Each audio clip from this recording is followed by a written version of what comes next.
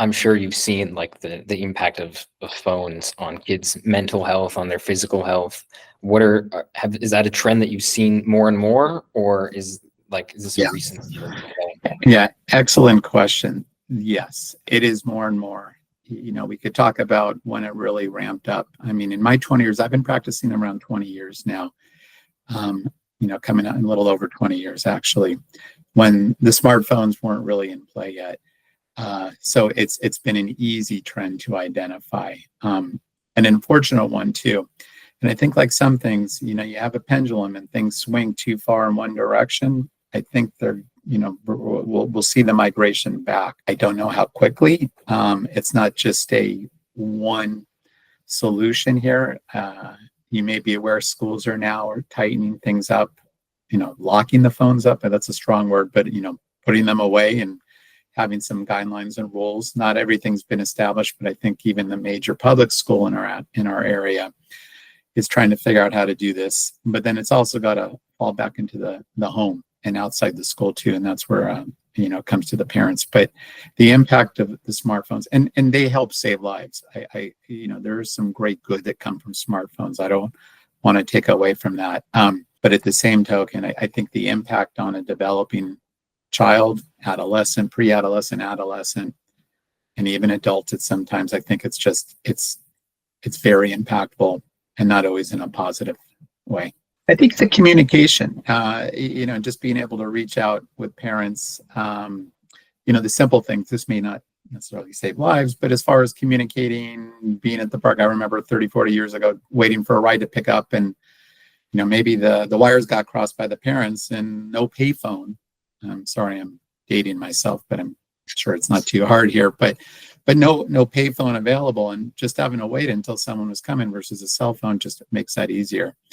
I do think the technology related to just Uber, some of the applications that go with that, and Lyft, and I don't have shares in either one of these companies, but I think can be rather life-saving too, and people not making the wrong decision in regard to driving and when not to be driving too. So I think there are just some, just a couple things there that, that are impactful. But I think the communication with the parents when not at home is certainly a positive.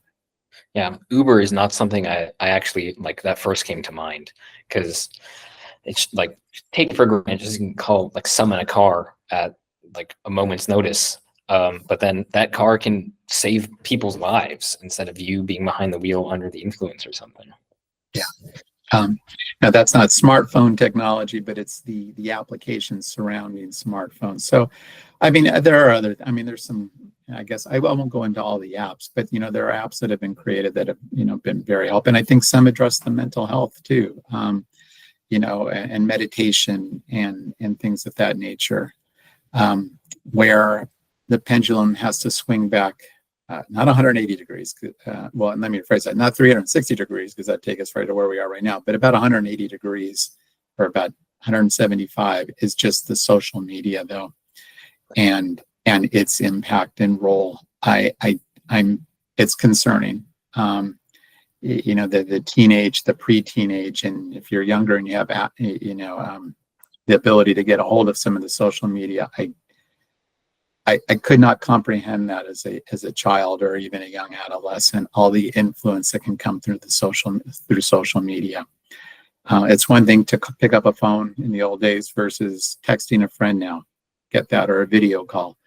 But I think or FaceTime, sorry, I won't date myself again, but FaceTime or something like that. But when we're talking about all of the influencing that can occur via social media on a developing mind, it's very concerning. And that comes down to parents, kind of jumping in there and appropriately jumping in and taking some action.